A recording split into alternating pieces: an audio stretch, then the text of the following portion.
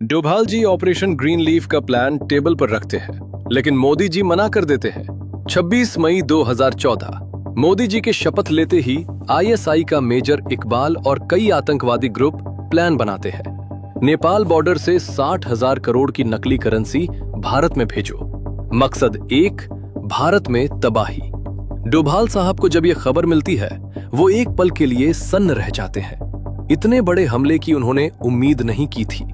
उसी वक्त सुबह होते होते यूपी के मशहूर गैंगस्टर अतीक को पुलिस उठा लेती है। डोभाल जी जानते थे, ऑपरेशन ग्रीन लीफ के बिना आतंकवाद को भारत में घुसने से रोकना नामुमकिन है। तो क्या था ऑपरेशन ग्रीन लीफ और क्यों था ये इतना जरूरी? आइए पूरी कहानी जानते हैं। खानानी भाई कई सालों से हिंदुस्तान में नकली नोट भेज रहे थे। ये काम उन्होंने इस्लामाबाद के एक मदरसे में बैठकर दाऊद और मेजर इकबाल के साथ मिलकर शुरू किया था और 2013 तक वे 11,000 करोड़ रुपए के नकली नोट हिंदुस्तान भेज चुके थे। एक भी नोट पकड़ा नहीं गया था और अब उनका अगला निशाना था कि मोदी जी प्रधानमंत्री ना बन सके। उस वक्त उनके पास एक ब्लूप्रिंट था जो किसी नेता ने उन्हें दिया था। वही नेता जिसके हाथों में कई अंगूठियां थीं और जिसकी एक ही शर्त थी कि उसके खिलाफ कभी कोई गवाह ना खड़ा हो। और खानानी ने वो शर्त मान ली, क्योंकि उसे पता था कि असली नोट का नक्शा मिलना इतना आसान नहीं होता। मेजर इकबाल ने रास्ता सुझाया था, नेपाल बॉर्डर, जहां से माल आसानी से यूपी में घुस सके। और यूपी में अतीक था, जिसका जाल इतना फैला हुआ था कि पैसा उसके रास्ते से जाए तो पूरे हिंदुस्तान में बिखर जाए। और इसी तरह 2014 से पहले 11,000 करोड़ के नकली नोट हिंदुस्तान भेजे गए ताकि मोदी जी प्रधानमंत्री न बन सके। लेकिन मोदी जी जीत गए।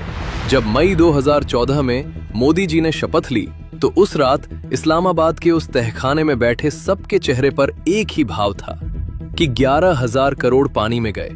और दाऊद ने जो पहली बात कही वो ये थी कि हम गलत जगह खर्च कर रहे थे, गलत लोगों पर भरोसा कर रहे थे। इस बार ऐसा नहीं होगा। उस रात उन्होंने तय किया कि अब 60,000 करोड़ भेजे जाएंगे, और सिर्फ पैसा नहीं, साथ में हिंसा भी, ताकि देश एक साथ दो मोर्चों पर लड़े और कहीं न पहुंच सके।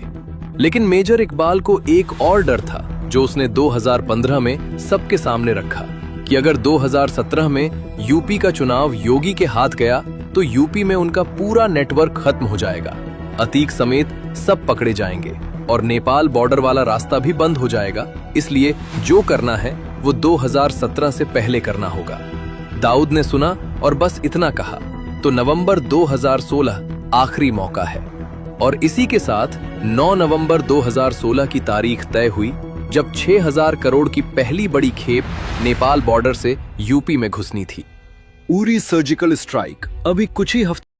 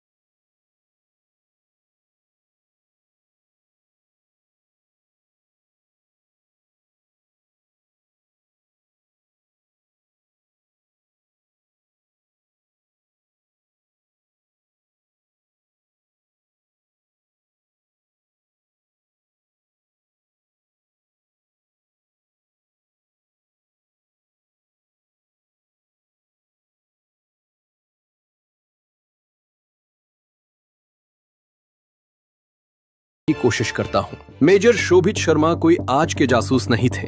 वे कई सालों से पाकिस्तान में थे, उन्हीं लोगों के बीच, उन्हीं की भाषा में, उन्हीं की तरह जीते हुए, और इतने करीब थे कि जिन लोगों की खबरें वे दिल्ली पहुंचाते थे वे लोग उन्हें अपना आदमी समझते थे। उन पर भरोसा करते थे और यही उनकी सबसे बड़ी ताकत थी। वे लियारी गैंग में शामिल थे।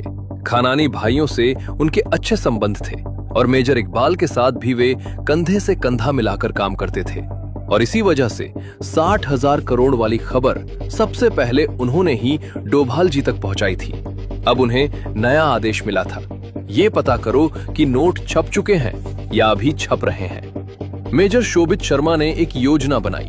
उन्होंने खानानी से मुलाकात की और मेजर इकबाल को भी साथ बुलाया और बातों बातों में ये बात छेड़ी कि नेपाल बॉर्डर का रास्ता अब पहले जितना सुरक्षित नहीं रहा।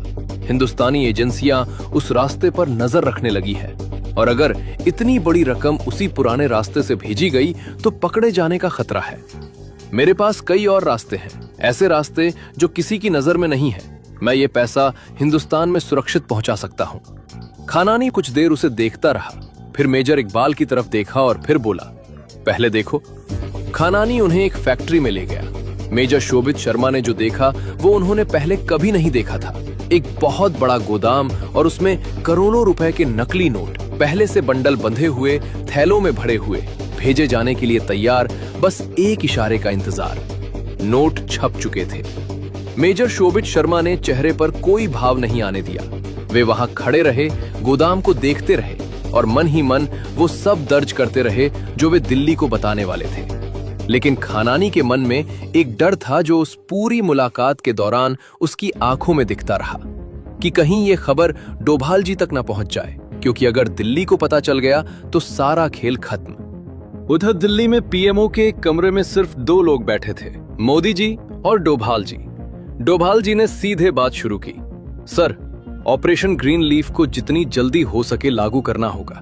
इस बार 60,000 करोड़ नेपाल बॉर्डर से हिंदुस्तान में आने वाले हैं और ये नकली करेंसी है जिसे पकड़ना बेहद मुश्किल है। मोदी जी कुछ देर चुप रहे। वे गहरी सोच में थे।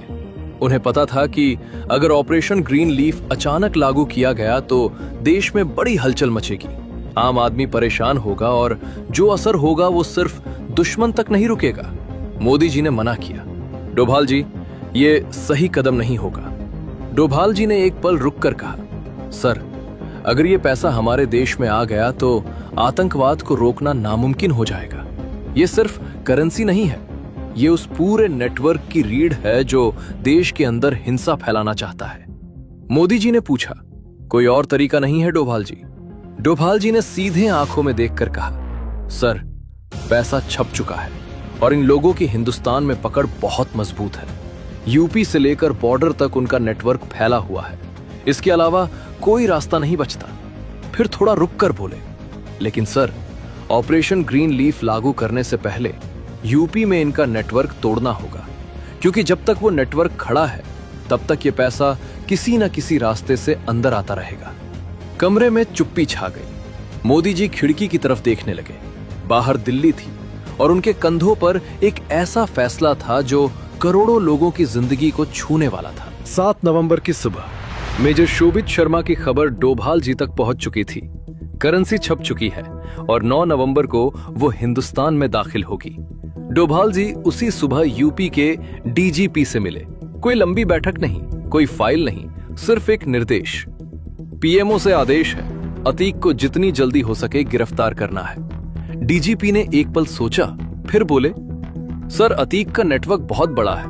उसके पास ग्राउंड इंटेलिजेंस है, लोकल मूवमेंट पर पकड़ है और उसके आदमी हर थाने के इलाके में फैले हुए हैं। अगर हम बिना प्रॉपर सर्विलेंस और कॉर्डन के उसे अचानक उठाने की कोशिश करेंगे तो सांप्रदायिक तनाव और दंगे का खतरा है। डोभाल जी ने उन्हें सुना, फिर सीधे बोले, ये देश की सुरक्षा का सवाल है। अगर ये नहीं किया गया तो जो गड़बड़ी होगी वो किसी दंगे से बड़ी होगी। इसलिए जो भी तरीका अपनाना हो अपनाओ, जो भी रिसोर्स चाहिए मांगो, लेकिन ये काम जल्द से जल्द होना चाहिए। डीजीपी समझ गए कि ये एक रूटीन अरेस्ट नहीं थी, ये एक ऑपरेशन था जिसमें देरी की कोई गुंजाइश नहीं थी। उन्होंने वापस जाते हुए अपने स्पेशल टास्क फोर्स को अलर्ट पर रखने का आदेश दिया। सर्विलेंस टीमें तैनात हों, मूवमेंट ट्रैक हो और जैसे ही मौका मिले ऑपरेशन शुरू हो। एसटीएफ के अधिकारियों को उसी रात एक क्लोज्ड डोर ब्रीफिंग दी गई, जिसमें सिर्फ इतना बताया गया कि टारगेट की लोकेशन कंफर्म करो, उसकी मूवमेंट का पैटर्न समझो और किसी भी हालत में कोई लीक नहीं होनी चाहिए, क्योंकि अगर अतीक को जरा भी भनक लगी तो वो अंडरग्राउंड हो जाएगा और फिर उसे निकालना और भी मुश्किल होगा।